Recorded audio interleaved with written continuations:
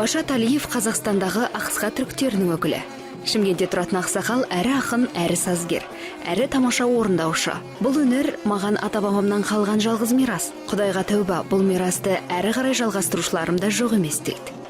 Семьямыз өнерге, жаңағы әнге сондай жақынбыз біз. Мен ата-бабадан айттым ғой, атам, сосын үлкен ағам, мен, балам, немерелерім, Нұр Сұлтан, Ел Сұлтан, Бек Сұлтан, Шах Сұлтан, біздер бәріміз халқымызға Қазақстанда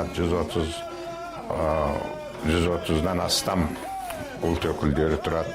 Халқымызға, елімізге, елбасымызға қолымыздан келген өнермен көмегімізді халыққа жеткізіп жатырмыз. Ансамбльдің аты Семейн ансамбль Алиев Або. Або деген ата, баба, оғыллары деген. 70 жылдан бері жұмыс істеп келе жатырмыз. Әлемде түркітілдес халықтарының ішінде саны жағынан ең көбі осы түріктер. Шамамен 55 миллионнан асады.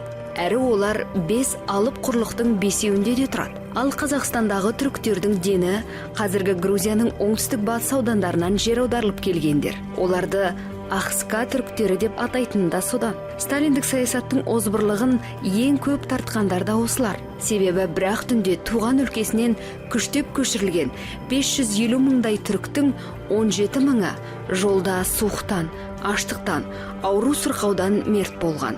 Бізде бүгінде оңтүстік Қазақстан облысында 70 мыңға жуық ақска түріктері өмір сүреді. Олардың барлығы кешегі 1944 жылы Сталиннің сұрапыл саясатының арқасында осы жерлерге жер аударылған.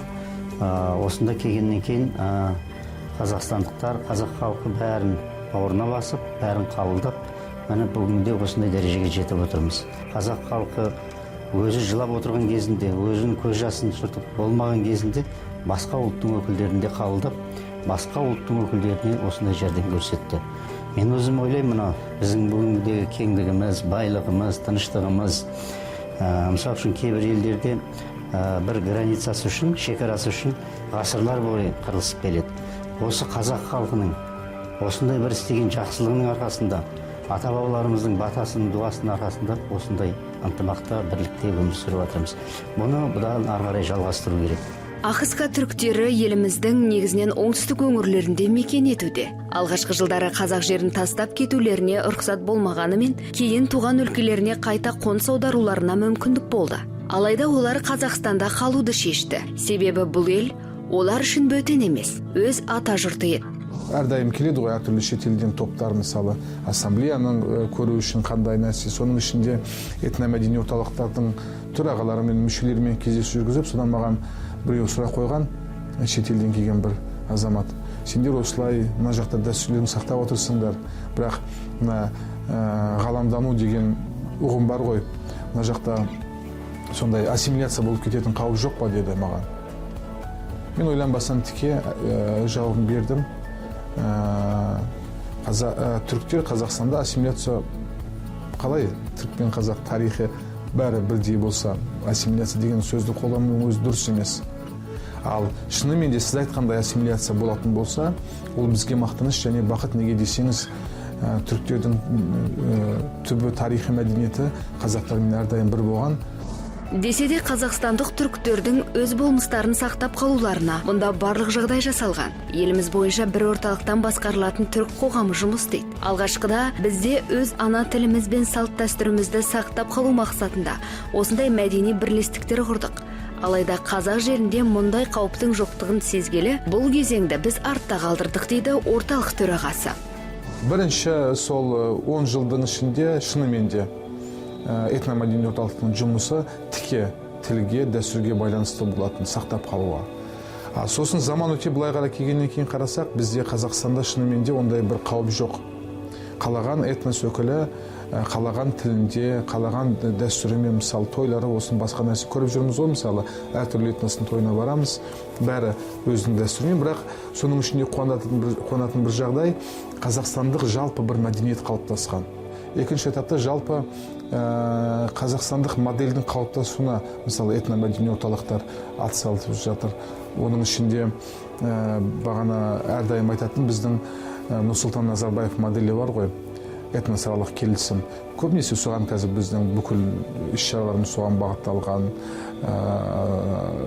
Сол жалпы қазақстандық бірегейлікті сақтау, қазақстандық азаматтық моделі қандай болу керек, соған жұмсалып жатыр қазір біздің іс-шараларымыздың көбісі. Түрік халқының аспаптары, халық аспаптарымен таныстырайын сіздерді. Біздерде түрік халқында саз дейді, саз. Ол халқымыздың көнеден келе жатқан аспабы.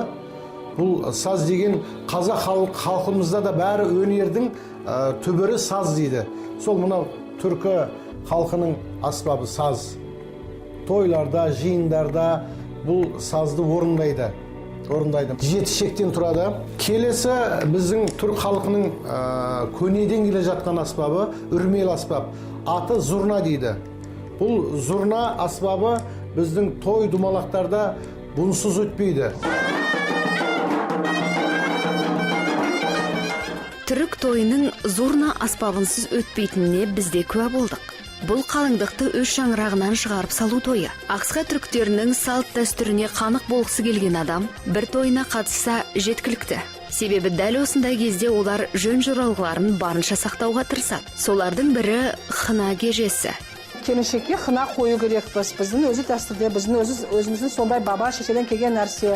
Құдаласа қазір хына қоямыз. Хына не үшін қойылады? Хына 2 жас бақытты болсын дейді. Құдаласа, соны қазір қып-қызыл ұстаса, онда күйеу бала өте жақсы көреді екен деп. Ақсқа түріктері де қазақ халқы іспетті. Әдеп ғұрыптарға шынымен де бай халық. Қыз баланы оң босағадан шығарып салғанша, оларда да оңға тарта ұлттық салт дәстүр орындалады. Ал негізгі той иесінің үйіндегі жоралғылар болса, келін көліктен түскен сәттен басталады.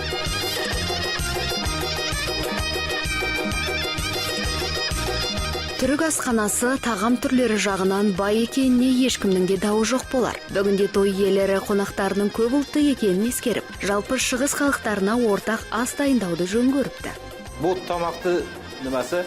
Бұл тамақ қазан кебаб деп аталады. Тек қой етінен жасалады. Әрі ет өз майына қуырылып пісіріледі. Біз бүгінгі бір табақта 12 кісіге арнап жасап жатырмыз. Қойдың қабырғалары бөлек, қара кесек еттер бөлек пісірілген. Соларды араластырып саламыз. Салынатын картопты сол қой етінің майына қуырылады. Түрік этнос өкілдерінің мақтан етер тағы бір тұсы 97%-ның қазақ тілінде еркін сөйлейтіні. Әрине бұған бауырлас ұлт екендігімізде өз септігін тигізген анық.